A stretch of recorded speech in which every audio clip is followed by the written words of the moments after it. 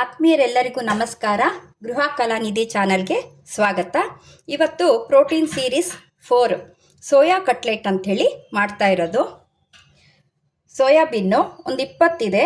ಇದನ್ನು ಬಿಸಿನೀರಿಗೆ ಹಾಕಿ ನೆನೆಸಿ ನಂತರ ಹಿಂಡಿ ಇಟ್ಕೊಂಡಿರುವಂಥದ್ದು, ಒಂದು ಆಲೂಗೆಡ್ಡೆ ಬೇಯಿಸಿ ಇಟ್ಕೊಂಡಿರುವಂಥದ್ದು, ಚಾಟ್ ಮಸಾಲ, ಗರಂ ಮಸಾಲ, ಅಚ್ಕಾರದ ಪುಡಿ, ಅಕ್ಕಿ ಹಿಟ್ಟು ಬೈಂಡಿಂಗಿಗೆ, ಕೊತ್ತಂಬರಿ ಸೊಪ್ಪು, ಲಿಂಬೆಹಣ್ಣು, ಸ್ವಲ್ಪ ಸಾಸಿವೆ ಎಣ್ಣೆ, ಕ್ಯಾರೆಟು, ಈರುಳ್ಳಿ, ಶುಂಠಿ ಬೆಳ್ಳುಳ್ಳಿ ಪೇಸ್ಟು ಮತ್ತು ಪುಡಿ ಉಪ್ಪು ಮತ್ತು ಬೇಯಿಸೋಕ್ಕೆ ಸ್ವಲ್ಪ ಎಣ್ಣೆ ಬೇಕಾಗುತ್ತೆ. ಇವಾಗ ಕ್ಯಾರೆಟನ್ನು ತರಿ ಪುಡಿ ಮಾಡ್ಕೊಳ್ಳೋಣ. ಅರ್ಧ ಕ್ಯಾರೆಟ್ ಇದೆ, ತರಿ ಪೇಸ್ಟ್ ಮಾಡ್ಕೊಳ್ಳೋಣ. ನೀರು ಹಾಕೋದು ಬೇಡ. ಈ ಥರ ಪಲ್ಸಲ್ಲಿ ಒಂದು 4 ಸಲ ಮಾಡಿಕೊಂಡ್ರೆ ಸಾಕು. ಇದನ್ನು ತೆಗೆದ್ಬಿಟ್ಟು ಇದ್ರ ಜೊತೆಗೆ ಸೋಯಾ ಚಂಕ್ಸ್ ಹಾಕಿ ಮತ್ತೆ ತರಿ ಪೇಸ್ಟ್ ಮಾಡ್ಕೊಬೇಕು.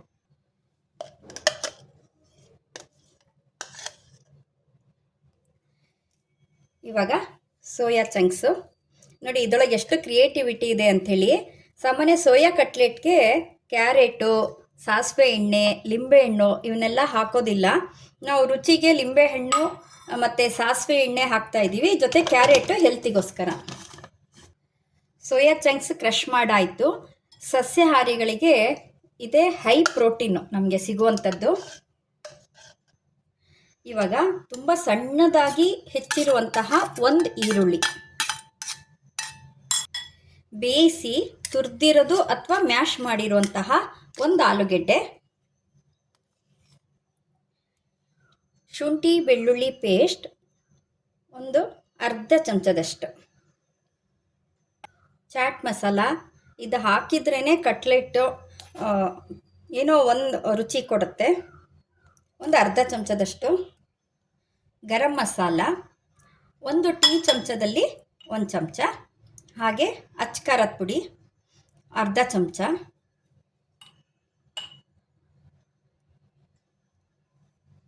ಕೊತ್ತಂಬರಿ ಸೊಪ್ಪು,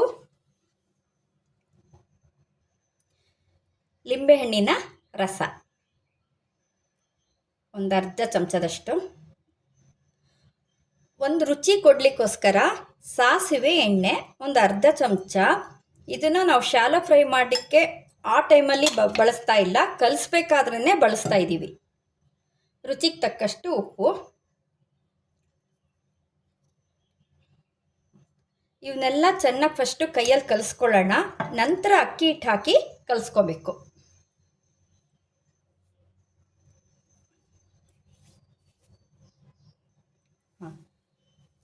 ಕೈಯಲ್ಲಿ ಕಿವುಚ್ ಕಲಿಸಿದ್ರೇ ಚೆನ್ನಾಗಿ ಎಲ್ಲ ಒಂದಕ್ಕೊಂದು ಹೊಂದ್ಕೊಳ್ಳುತ್ತೆ.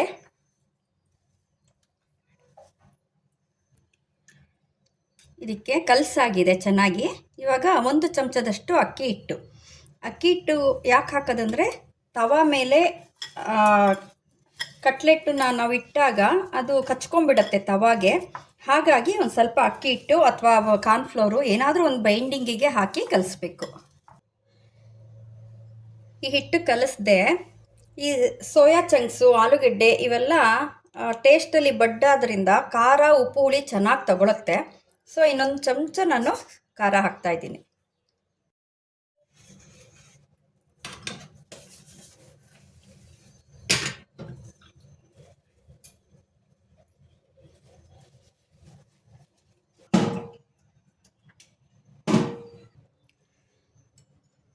ಈ ದಪ್ಪ ತಳದ ಕಾವಲಿ ಇಟ್ಟಿದ್ದೀನಿ. ಇದು ಕಾದಿದೆ. ಒಂದು ಚಮಚ ಎಣ್ಣೆ ಹಾಕ್ಕೊಳ್ಳೋಣ. ಯಾವ ಎಣ್ಣೆ ಆದರೂ ಪರವಾಗಿಲ್ಲ, ಶೇಂಗಾ ಎಣ್ಣೆ ಆದರೆ ಇನ್ನೂ ರುಚಿ ಕೊಡುತ್ತೆ. ಇದನ್ನು ಶಾಲೋ ಫ್ರೈ ಮಾಡ್ಕೊಳ್ಬೇಕು.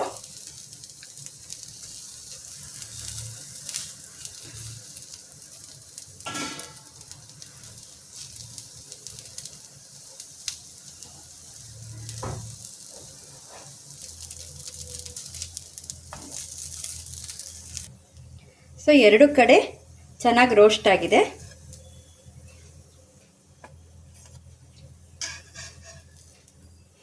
ಇದ್ರ ಮೇಲೆ ಬೆಣ್ಣೆ ಹಾಕಿದರೆ ಗ್ಲಾಸಿ ಟೆಕ್ಸ್ಚರ್ ಬರುತ್ತೆ.